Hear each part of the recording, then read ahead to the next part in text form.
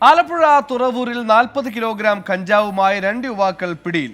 ഒഡീഷയിൽ നിന്നും കാർ മാർഗം കഞ്ചാവ് കൊണ്ടുവരുന്നതിനിടെയാണ് പോലീസ് ഇവരെ വിദഗ്ധമായി പിടികൂടിയത്.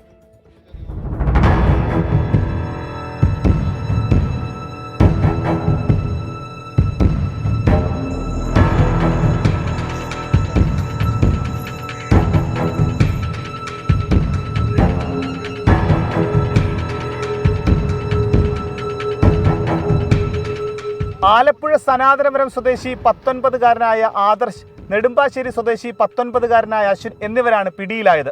ആലപ്പുഴ അന്ധകാരനഴി അഴീക്കൽ ഭാഗത്തു നിന്നാണ് കാറിൽ കഞ്ചാവുമായി പ്രതികൾ പിടിയിലാകുന്നത്.